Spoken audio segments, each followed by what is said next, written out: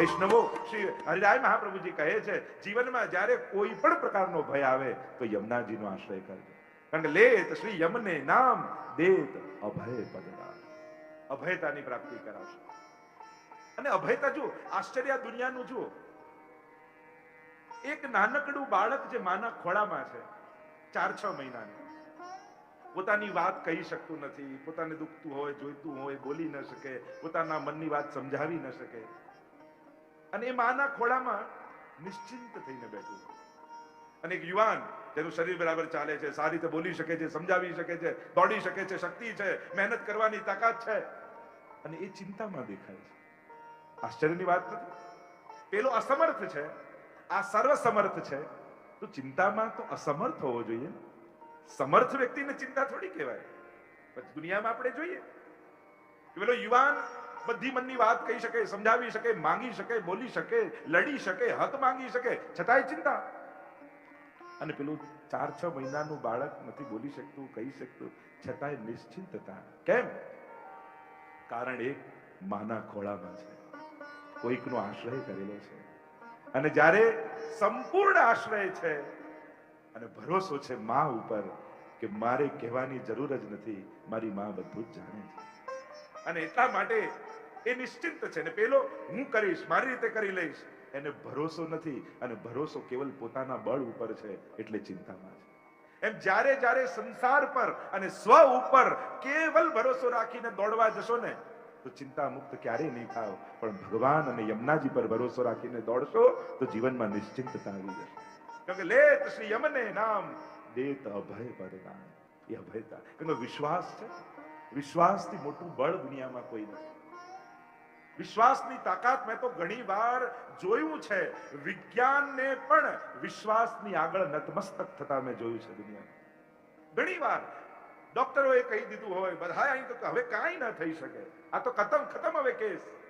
પણ એ વિજ્ઞાનને પણ વિશ્વાસને પગે લાગતા જોયો છે, એને નતમસ્તક થતા જોયો છે. આ વિશ્વાસની તાકાત છે. આ કોઈ ચમત્કારની વાત નથી કરતો. વિશ્વાસ, શ્રદ્ધા એક જુદો વિષય છે. એને ચમત્કારની સાથે જોડીએ છે ને તો આ ભારે ભારે શબ્દો બધા હલકા બની જાય. આ બહુ મહત્વના જીવનના પાસાઓ છે, બહુ મહત્વની ફિલિંગ્સ છે. આ બધું માણસ ભાવનાઓથી જીવે છે ને, અને વિશ્વાસ એ સર્વોત્તમ ભાવના છે. આપણે જ્યારે જ્યારે ચમત્કાર જોડી દઈએ છીએ ને આ બધા સાથે, એટલે વાતને પછી બહુ નબળી બનાવી દઈએ છીએ. ના, ચમત્કાર એની જગ્યાએ છે. ભક્તો, મહાપુરુષો ચમત્કાર કરતા નથી, કુદરત ચમત્કાર કરવા લાગે છે.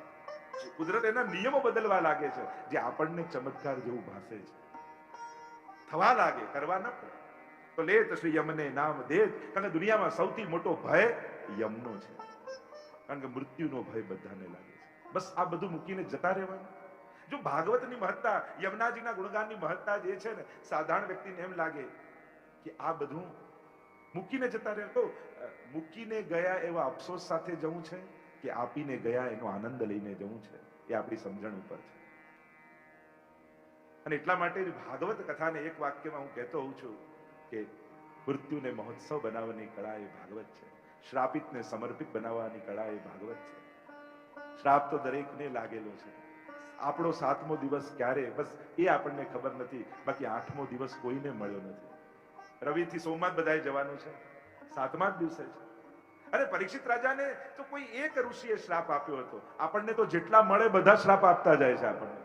આપણે તો ઘણા ભેગા કર્યા છે. એટલે પરીક્ષિત કરતા ભાગવતની જરૂરત આપણને વધારે છે.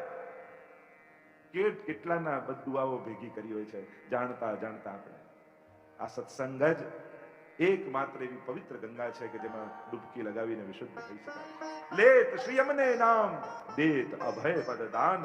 રસિક પ્રીતમ પિયા બસજુ ઇનકે. હરિરાયજી કહે કે સ્વયં રસિક પ્રીતમ પિયા બસજુ ઇનકે. ઠાકોરજી અને સ્વામીજી સદા યમુનાજીને વશ છે.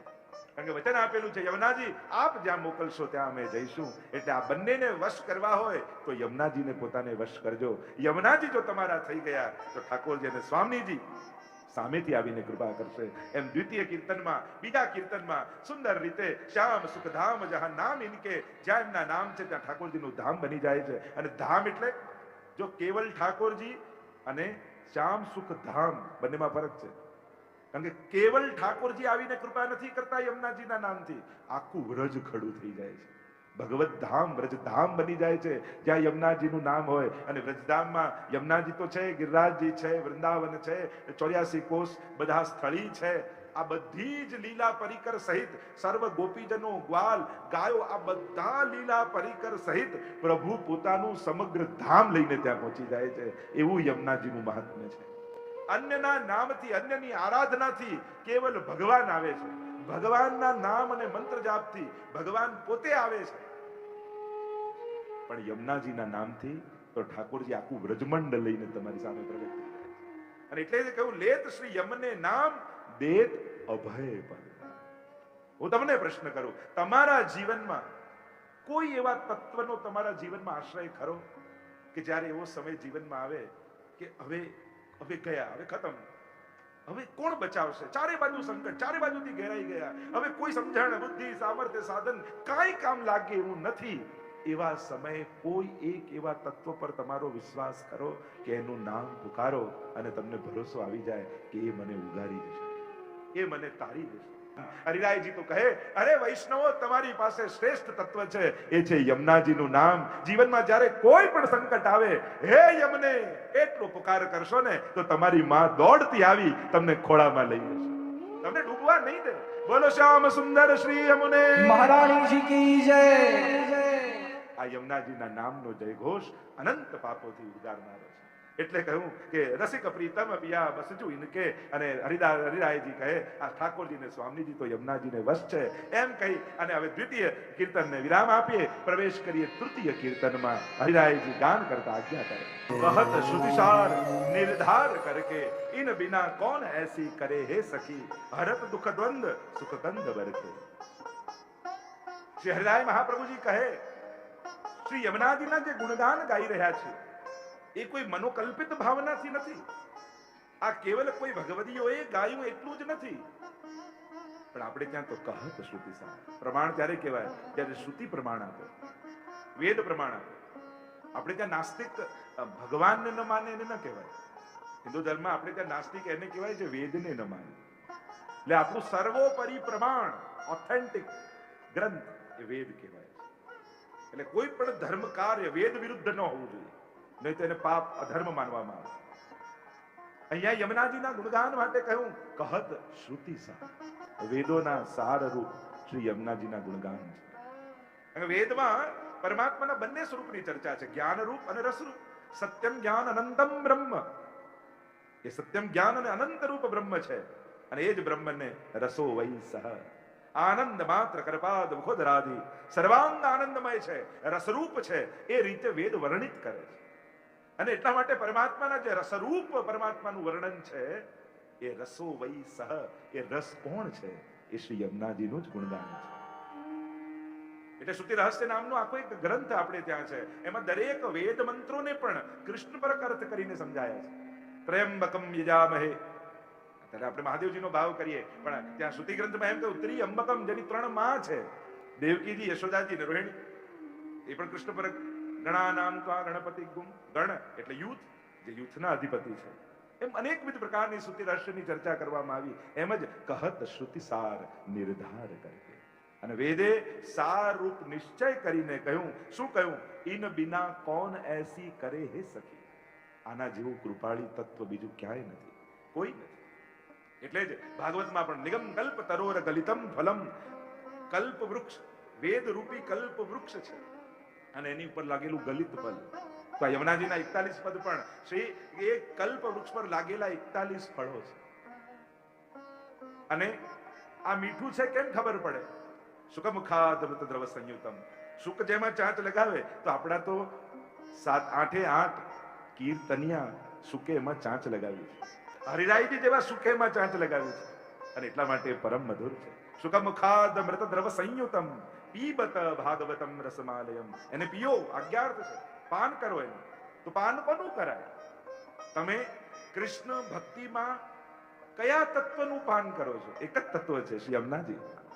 અને યમુનાજીના તો પાન થાય તો ભાગવતમાં જે આ શ્લોકનું વર્ણન કર્યું એને જો યમુના પરક આપણે અર્થઘટન કરીએ તો પીબત ભાગવતમ રસમાલયમ, જેમાં ભગવાન વહી રહ્યા છે. શ્યામ સંગ શ્યામ વહે રહી છે, કૃષ્ણામ કૃષ્ણ સવામ કૃષ્ણ રૂપામ કૃષ્ણ સાત્મિકામ, એ જે કૃષ્ણનો રસ વહી રહ્યો છે એ તો શ્રી યમુનાજી છે. એટલે જ કહું પીબત, અને પીઓ. અને ખાવાનું નથી, વાત ફળની કરી અને વાત પીવાની. તો ફળને ખવાય કે પીવાય? તો કહ્યું કે આ તો રસરૂપ ફળ છે, યમુના રૂપ ફળ છે. એટલે કહ્યું કહત શ્રુતિસાર નિર્ધાર કરકે ઇન બિના કોન એસી કરે હે સખી, હરત દુઃખ દ્વંદ સુખ કંદ બરકે. કારણ કે એવા કૃપાળુ છે કે આ ભક્તના દુઃખ જોઈ શકતા નથી. હરત દુઃખ દ્વંદ, હરી લે છે. હરતી ઇતિ હરી, હરી શબ્દનો અર્થ જ થાય જે દુઃખને હરે, જે પાપને હરે એ હરી. જે હરનારા છે એ યમુનાજી પણ હરી છે, એ બી હરી લે છે. જીવના અનેક પ્રકારના દુઃખો શાસ્ત્રોમાં કયા, આદિ ભૌતિક, આધ્યાત્મિક અને આદિ દૈવિક, ત્રણેય પ્રકારના દુઃખોને હરનારા યમુનાજી છે. કારણ કે યમુનાજીનું આરાધન ગર્ગ સંહિતામાં પણ ખૂબ વિસ્તારથી વર્ણન કર્યું છે. ગર્ગ સંહિતા જે શ્રી કૃષ્ણના પુરોહિત છે ગર્ગજી, એમણે ગર્ગ સંહિતા લખી છે અને એમાં યમુનાજીનું અદ્ભુત મહાત્મ્ય બતાવ્યું છે. ગોલોકધામમાં જે વિરજા નદીના નામથી પ્રસિદ્ધ છે અને એ જ્યારે ભૂતલ પર પધારે છે અને એમના આરાધનનો આખો પ્રકાર બતાવ્યો છે, કવચ, પટલ, સહસ્ત્રનામ, ધ્યાન, આખો એવો પ્રકાર યમુનાજીના આધ્યાત્મિક સ્વરૂપની આરાધનાનો પ્રકાર બતાવવામાં આવ્યો છે કે કઈ રીતે આખું યંત્ર સિદ્ધ કરીએ એમાં યુગલ સ્વરૂપ બિરાજમાન થાય અને યમુનાજીનું આખું આરાધન કઈ રીતે થાય એનો સુંદર પ્રકાર ગર્ગ સંહિતામાં છે. અને ત્યાં યમુનાજીનું મહાત્મ્ય બહુ વિશેષ રૂપે, ગિરિરાજજી અને યમુનાજી આ બંનેનું મહાત્મ્ય સાંભળવા અને વાંચવા માટે એકવાર ગર્ગ સંહિતા વાંચી. ગર્ગ સંહિતામાં અદ્ભુત વર્ણન છે. તો યમુનાજીનું પણ મહાત્મ્ય ગાયું છે. દુઃખ ત્રણેય પ્રકારના કયા, આદિ ભૌતિક, આધ્યાત્મિક અને આદિ દૈવિક. આ ત્રણેય પ્રકારના દુઃખોને હરનારા યમુનાજી છે. ભૌતિક દુઃખ, આ શરીર આદિના દુઃખ, આધ્યાત્મિક ઇન્દ્રિયો આદિના દુઃખ અને આદિ દૈવિક દુઃખને પણ યમુનાજી હરે. અને આદિ દૈવિક દુઃખ જે વિરહનું દુઃખ છે, ભગવત પ્રાપ્તિનું દુઃખ છે, એને પણ હરનારા યમુનાજી છે. લૌકિક તો સાધે જ છે, એ તો માં છે. એટલે જ આપણે ત્યાં લૌકિક માંગવાની ના પાડી છે, કારણ કે એની તો નિકટ જતા જ સર્વ દુર્ભાગ્યો ટળવાના છે, સૌભાગ્યની દાત્રી છે. તો હરત દુઃખ દ્વંદ સુખ કંદ બરખે, અને પરમ સુખનું દાન શ્રી યમુનાજી કરશે. ભક્ત માટે દુઃખ શું ને ભક્ત માટે સુખ શું? જીવનમાં દુઃખ આવે છે કેમ? સાચા દુઃખનું ભાન નહીં થાય ત્યાં સુધી મનોકલ્પિત દુઃખો જીવનમાં રહેશે જ. કોઈ પણ એક વસ્તુ યાદ રાખજો, કોઈ પણ સુખ એ દુઃખનો અંત ન લાવી શકે, કારણ કે એ સુખ જ થોડા દિવસમાં દુઃખનું કારણ થવાનું છે. આપણા જેટલા દુઃખો છે એ સૌથી પહેલા સુખ રૂપે જ તો આવેલા. ધન ગયું, શરીર ગયું, આ ગયું, ગાડી ગઈ, ઘર ગયું, સુખ આવ્યું, એ જ સુખ દુઃખ બન્યા હતા ને. એટલે એક વસ્તુ યાદ રાખો, કોઈ પણ સુખ દુઃખને સમાપ્ત ન કરી શકે, કારણ કે એ જ સુખ દુઃખ બન્યું છે, એ જ સુખ દુઃખ બનવાનું છે. તો દુઃખની સમાપ્તિ કઈ રીતે થાય? તો કે સાચા દુઃખનું ભાન થાય તો જ દુઃખોની સમાપ્તિ થાય. અને સાચું દુઃખ કયું? તો કે ભગવાનથી વિખુટા પડે હજારો જન્મોનો અંતરાય થયો. જે પ્રભુથી વિખુટા પડે અનંત જન્મોનો અંતરાય થયો, એ જે વિરહનું આત્માનું દુઃખ છે, એ દુઃખનું જે દિવસે ભાન થશે એ જ ક્ષણે સંસારના સર્વ દુઃખો સમાપ્ત થઈ જશે. એટલે સાચા દુઃખનું ભાન એ જ સંસારના દુઃખોનો અંત છે. બાકી કોઈ સુખ દુઃખનો અંત ન લાવી શકે. તો યમુનાજી કૃપા કરી જીવને એ વિરહની સમાપ્તિ કરાવે છે. હરત દુઃખ દ્વંદ, અહીંયા દુઃખ દ્વંદ્વ શું છે? સંયોગ અને વિપ્રયોગ. હરત દુઃખ દ્વંદ સુખ કંદ બરખે, અને સુખનું દાન યમુનાજી કરે. એટલે સંયોગ વિપ્રયોગના આ બધા દ્વંદ્વો છે એને હરીને અખંડ સંયોગ, અખંડ રાસમાં જીવનો પ્રવેશ શ્રી યમુનાજી કરાવે છે. સુખ કંદ બરખે, અને એવા શ્રી યમુનાજી જે નિરંતર સુખનું દાન કરનારા છે. અને એવા યમુનાજી જ્યારે જીવનું બ્રહ્મ સંબંધ થાય, તે બ્રહ્મ સંબંધ જબ હોત યા જીવ કો, તબ હી ઇનકી ભુજા વામ ફરકે, ડાબી ભુજા ફરકે છે. અનેક અનેક ભાવો એના બતાવે. એક ભાવ તો એ કે શ્રીનાથજી બાબા ડાબી ભુજા ઊંચી કરી અને બોલાવે છે, આવ આવ આવ. આપણે શ્રીનાથજીની ભાવના શું છે? ઉક્ષિપ્ત હસ્ત પુરુષો ભક્ત માકાર ઇત્યુત, કે નિકુંજના દ્વાર પર ઉભા રહી શ્રીનાથજી બાબા શ્રી કૃષ્ણ ડાબો હાથ ઊંચો કરી પોતાના નિજ લીલાના જીવોને નિકુંજમાં બોલાવી રહ્યા છે, આવ આવ આવ. અને જીવ જ્યારે શરણમાં આવે એટલે બીજો હાથ કેવો છે? મુઠ્ઠી વાળો ને અંગુષ્ઠ બાર. એટલે જે શરણમાં આવ્યા શ્રીનાથજી બાબા એના હૃદયને પોતાની મુઠ્ઠીમાં બંધ કરી. કે હવે તું મારો થઈ ગયો. અને અંગૂઠો બહાર કાઢે એટલે કે માયાને અંગૂઠો બતાવે છે કે હવે આ તારા કામનો રહ્યો નથી, આ મારો થઈ ગયો છે. મામે વયે પ્રપદ્યંતે માયા મેતામ, પછી મારા થાય એ માયાને તરી જાય. એટલે આનું તો હૃદય મેં પકડી લીધું, હવે તારા કામનો રહ્યો નથી. એટલે બ્રહ્મ સંબંધ જબ હોત યા જીવ કો તબહી ઇનકી ભુજા વામ ફરકે. બ્રહ્મ સંબંધ થાય ત્યારે ડાબી ભુજા ફરકે યમુનાજીની. કેમ? કારણ કે ડાબી ભુજા ફરકાવી અને શ્રીનાથજીને ઈશારો કરે છે કે આપે ડાબી ભુજા ઊંચી કરી જે જીવોને બોલાવ્યા હતા ને એમાંનો એક જીવ આવ્યો છે, એટલે આને શરણમાં લઈ લો. બ્રહ્મ સંબંધ જબ હોત યા જીવ કો તબહી ઇનકી ભુજા વામ, ડાબી ભુજા ફરકે. એક ભાવ એ કર્યો કે સ્ત્રીનું ડાબુ અંગ ફડકે ને એ સૌભાગ્યનું સૂચક છે. એટલે કે યમુનાજીની વામ ભુજા ફરકે છે, એટલે ફરકે છે એટલે કે શુકનના ચિહ્નો થઈ રહ્યા છે કે જેના માટે હું ભૂતલ પર આવી છું એ લીલાનો જીવ ફરી લીલામાં સંબંધ પામ્યો છે. એટલે યમુનાજી શુકનના ચિહ્નો પ્રગટાવી રહ્યા છે કે આનાથી ઉત્તમ બીજો આનંદ શું હોય કે જીવ ફરી લીલામાં પ્રાપ્ત થાય. યા એક ભાવ એ બતાવ્યો કે જબ એ બ્રહ્મ સંબંધ જબ હોત યા જીવ કો તબહી ઇનકી ભુજા વામ ફરકે, ડાબી ભુજા ફરકે. કારણ કે યમુનાજીનું ચિત્ર જોશો ને તો જમણા હાથમાં કમળની માળા છે, ડાબા હાથમાં 3 કમળ છે. એક કળી છે, એક અર્ધ વિકસિત છે, એક પૂર્ણ વિકસિત છે. તમે શ્રીનાથજીનું ચિત્ર, યમુનાજીનું ચિત્ર જોશો તો તમને ડાબા હાથમાં 3 કમળ દેખાશે. આ પ્રેમની 3 અવસ્થાઓ છે. જે ભક્તિની 3 અવસ્થાઓ ભક્તિ વર્ધની નામના ગ્રંથમાં મહાપ્રભુજી બતાવે છે. પ્રેમ, આસક્તિ અને વ્યસન. આ ભક્તિની 3 અવસ્થામાંની પહેલા પ્રેમ થાય, પછી આસક્તિમાં પરિણમે. રાજા સ્કંદદાસજીને કેવી આસક્તિ હતી અને પછી વ્યસન થઈ જાય. અને કેવા ભગવદીઓ જે પ્રભુ વગર એક ક્ષણ ગજન ધાવન આદિ કેવું વ્યસન એમને થતું કે એ પ્રભુ વગર ન રહે ને પ્રભુ એના વગર ન રહે. નવનીત પ્રિયાજીની વાર્તામાં આવે છે ને ગજન ધાવન, જે નવનીતલાલ શ્રીનાથજીની આગળ બિરાજે છે બાજુમાં નવનીત પ્રિયાજીનું મંદિર, એ કોના છે? ગજન ધાવનના ઠાકોરજી, જેને ઠાકોરજી પધરાવી દીધા મહાપ્રભુજીએ. એટલી બધી આસક્તિ, એટલું વ્યસન સિદ્ધ થયું. રાજભોગ ધર્યો છે ને બીડા લેવા માટે ગજન ધાવનને મોકલ્યા. બજારમાં ગયા એ તો પ્રભુ વગર ક્ષણ ન રહી શકે અને એવો વિરહ પ્રગટ્યો કે બજારમાં મૂર્છિત થઈને પડી ગયા. અને નવનીત પ્રિયાજીની આગળ રાજભોગનો થાળ ધર્યો છે પણ આરોગતા નથી. જહાં તક મેરો ગજ્જન નહીં આયેગો વહાં તક મેં રાજભોગ નહીં આરોગો. ભક્ત ભગવાન વગર ન રહે તો સાંભળ્યું હતું, પણ અહીંયા તો ભગવાન ભક્ત વગર નથી રહેતું.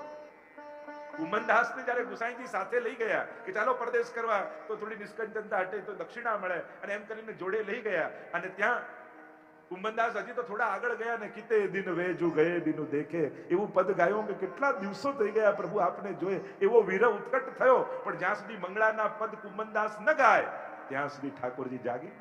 અને સાથે ગુસાઈજીના લાલજી એમને લઈ ગયા કે ચાલો ગોકુલ લઈ જઈએ. નાવ સુધી ગયા ને ભાન આવ્યું, અરે મારી મંગળાની સેવા કીર્તન.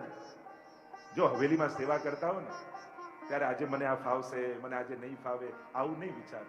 જે નિયમિત કરતા હોય ને એ માળા કરતા હોય, સામગ્રી કરતા હોય, કીર્તન ગાતા હોય, એને એમ વિચારવું આજે હું નહીં જાઉં તો ઠાકોરજીને મારા વગર આનંદ નહીં આવે. કીર્તન તો કોઈ પણ ગાઈ લેશે, માળા તો કોઈ બી બનાવી લેશે, પ્રભુના કાર્યો અટકતા નથી. પણ રોજ મારા હાથની માળા જે ઠાકોરજી ધરે છે અને આજે બીજો કોઈ બનાવશે ને તો મારા ઠાકોરજીને નહીં ગમે. મારા ઠાકોરજી મને યાદ કરશે, લાવને છોડીને પેલા માળા કરી. આવો ભાવ આપણી અંદર હોવો જોઈએ. મને ફાવશે કે નહીં ફાવે એનો વિચાર, મારા વગર પ્રભુને નહીં ગમે. અને રોજ બાળક હોય ને એને જેના હાથની આદત પડી હોય ને એના હાથથી જ પીએ.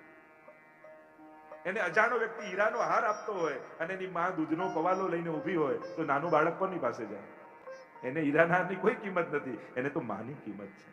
એમ પ્રભુને પણ વસ્તુ અને વ્યવસ્થામાં રુચિ નથી, પ્રભુને તમારામાં રુચિ છે. એટલે તમે ગમે તેટલું ગોઠવીને બહાર ગામ જાઓ પણ અવ્યવસ્થામાં પણ ગોદમાં લઈને જાઓ ને તો ઠાકોરજીને વધારે ગમે. એને વ્યવસ્થા નથી જોઈતી, એમને તમારી જરૂર છે. જે દિવસે આ ગણિત મનમાં બેસી જશે ને કે એને મારા વગર નહીં ગમે, એને મારા હાથનું ભાવે. માને કેવું હોય કે ભલે આપણે કોઈ રસોઈયો રાખીને જાય તો માનો જીવ તો બળતો હોય, ભલે વિદેશ ગઈ હોય, બહારગામ ગઈ હોય, મારા દીકરાને મારા વગર નહીં ભાવતું હોય, એને સવારની ચા નહીં ગમતી હોય બીજાના હાથની, એને તો મારા જ હાથનું જોઈએ, એમ આગ્રહ હોય. એમ પ્રભુ માટે પણ આવો આગ્રહ રાખો. અહીંયા જે ચર્ચા આપણે કરી રહ્યા છીએ તો શ્રી યમુનાજી બ્રહ્મ સંબંધ જો હોત યા તો વામ ભુજા ફરકે એટલે કે કળી, અર્ધ વિકસિત અને પૂર્ણ વિકસિત, જેને બ્રહ્મ સંબંધ થયો છે એને પ્રેમ, આસક્તિ અને વ્યસન આ ત્રણેય આપવા માટે યમુનાજી તત્પર થઈ જાય છે અને હલાવા લાગે કે આ ત્રણેય કમળ રૂપ ભાવ એને દાન કરી. બ્રહ્મ સંબંધ જબ હોત યા જીવ કો તબહી નિકી ભુજા વામ ફરકે. વામ ભુજા એ પુષ્ટિ જીવનો અંગ છે, પુષ્ટિ અંગ છે. અને પુષ્ટિ ભક્ત શરણમાં આવી રહ્યો છે એનો સંકેત ઠાકોરજીને કરી રહ્યા છે. એવા અનેક અનેક ભાવો આપણે ત્યાં કરવામાં આવ્યા. એટલે કે બ્રહ્મ સંબંધ જ્યારે જીવનું થાય છે ત્યારે યમુનાજી દોડતા જઈ અને પ્રભુને વધાઈ આપે છે અને દોર કર શોર કર જાય પીએ સો કહે અતિ આનંદ મન મેં જ હરકે. અને ભાગતા ભાગતા જઈ ચાલતા ચાલતા જઈ ઠાકોરજી પાસે પહોંચી વધાઈ આપે છે કે પ્રભુ લીલામાં ફરી એક જીવ પ્રાપ્ત થયો છે. અને આમ અતિ આનંદ અને યમુનાજીના હૃદયમાં, કારણ કે મારે કારણે જે જીવો લીલાથી વિકુટા પડ્યા હતા એમાંથી પાછો એક જીવ ફરી લીલામાં આવ્યો છે, એનો આનંદ યમુનાજીને થાય છે. અને નામ નિર્મોલ લગ લે કો ના શકે અને ભક્ત રાખત હી હાર કરી. અને આ નામ તો નિર્મોલ નગ જેવા છે જે સાધારણ વ્યક્તિ લઈ શકતો નથી. ભગવદ નામ અને એમાં પણ યમુનાજીનું નામ એ ગમે તેના મુખમાં આવી શકતું નથી. એ તો જેના પર પ્રભુ અતિશય પ્રસન્ન થયા હોય એને જ યમુનાજીમાં પ્રીતિ થાય. જો તમને યમુનાજીના નામમાં પ્રીતિ છે તો માનજો ગોપાલલાલજી મારા ઉપર બહુ પ્રસન્ન થયા છે. ત્યારે એમની પ્રસન્નતા થાય ત્યારે જ યમુનાજીમાં આસક્તિ, એમનું નામ લેવામાં આપણને રુચિ પ્રગટ થાય. કારણ કે ઉત્તમ તરફ રુચિ પ્રગટ થવી એ મનની ઉત્તમ અવસ્થાનું લક્ષણ છે. સાધારણ લોકોને નબળામાં જ રુચિ હોય. જો મન છે ને એનો સ્વભાવ જ છે નબળું પસંદ કરે. એને નબળું જ ગમે. એ ઉંદરડા જેવું હોય. મહેલમાં પણ ઉંદરડાને છોડો તો ત્યાંય કાણું ગોતી લે. આ મનનો સ્વભાવ છે. પાણી જેવું કહ્યું ને, જ્યાં ઢોળાય પાણી ઢાળ હોય ત્યાં જાય. આ મનનો સ્વભાવ છે. અને મનને એકવાર નબળું પસંદ કરવાની આદત પાડી દેશો ને તો એને ઉત્તમતા તરફ અરુચિ આવી જશે.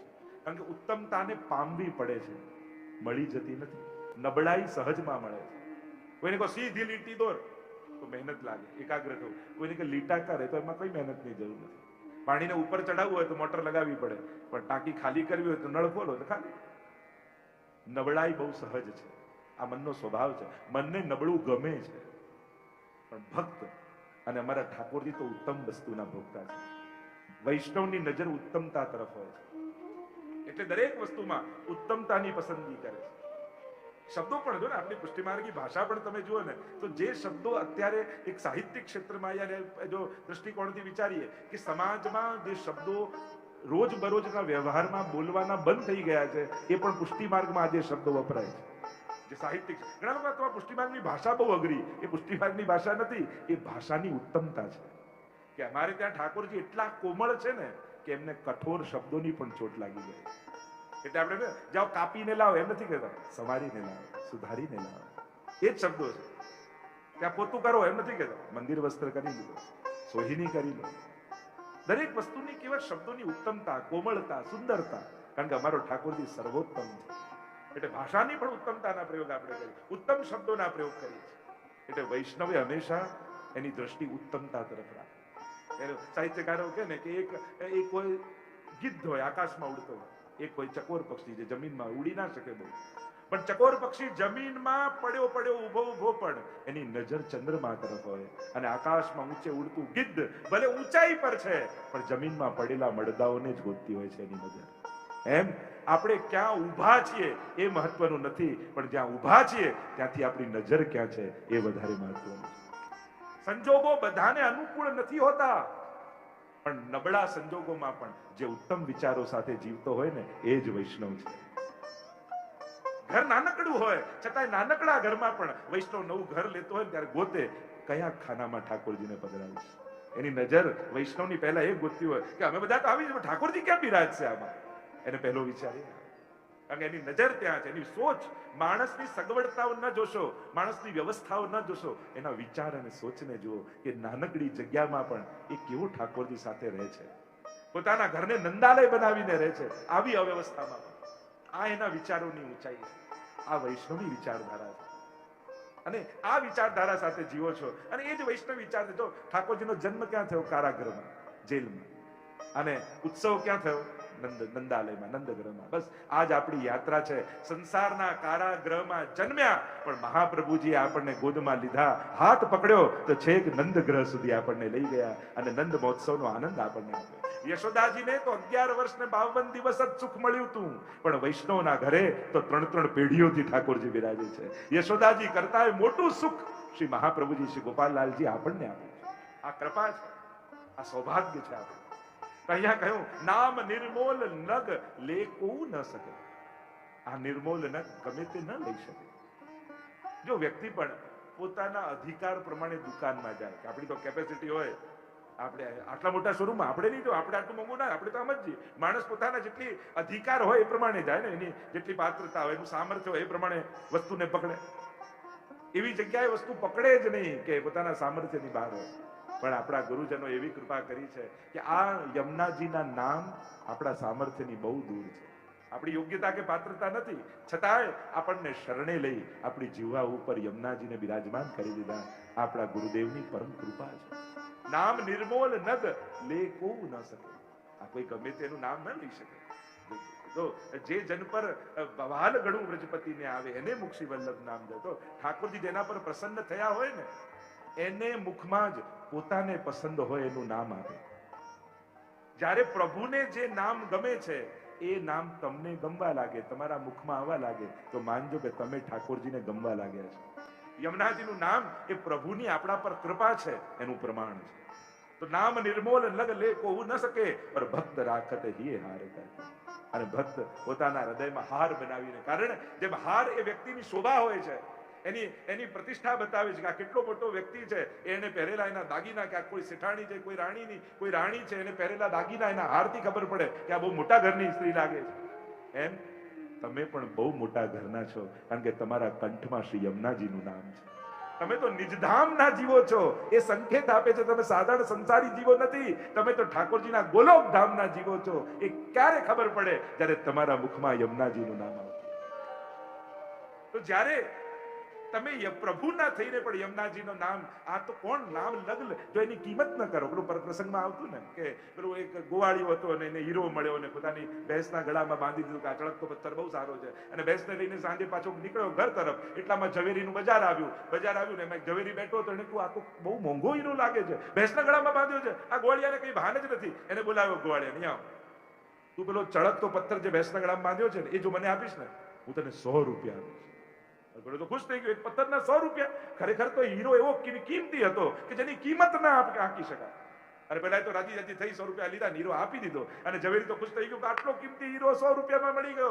રાજી થતા થતા જ્યાં તિજોરીમાં મૂકવા જાય ત્યાં હાથમાંથી હીરો છટક્યો, જમીનમાં પડ્યો ને તૂટ્યો. અને એમાંથી અવાજ આવ્યો કે પેલો તો ગોવાળિયો હતો, એને મારા કિંમતનું ભાન નહોતું, તું તો ઝવેરી હતો ને, તે મારી કિંમત ન કરી તો જ્યાં તારી પાસે નહીં રહું. એમ બીજા કોઈ યમુનાજીને જાણે ન જાણે, પણ તમે તો ગોપાલલાલજીના સેવક છો ને, તમે નહીં કરો તો યમુનાજી કેમ કરીને કૃપા કરશે? એક યમુનાષ્ટકનો પાઠે ન કરી શકો તો પછી યમુનાજીના કૃપાના અધિકારી કેમ થશો? કારણ કે આપણે તો ઝવેરીના દીકરા છે, આપણે તો લીલાના જીવો છીએ, ગોપાલલાલજીની સૃષ્ટિના જીવો છીએ. અને જો આપણે યમુનાજીના નામનું એ મહત્તા નહીં સ્વીકારીએ, એને વધારાનું માનીશું, સંસારના કામ કરતા આપણને યમુનાજીનું નામ નાનું લાગશે, તો માનજો કે તમે કિંમત ન કરી શકો. તમારા સમયની સાચો ઉપયોગ જ એ છે કે તમારો સમય તમારા આત્માના કલ્યાણ માટે વપરાય. બાકી તો બધો ખર્ચાય છે, પણ સચવાય છે જ્યારે તમે ભગવદ નામમાં સમયનો ઉપયોગ કરો છો. અને એટલા માટે જ્યારે તમે સંસારના કાર્યો કરતા નામ નિર્મોલ નગ લેખ, આ નિર્મોલ નગની કિંમત સાચી કરશો, ત્યારે જ યમુનાજી તમારા હૃદયમાં નિવાસ કરશે.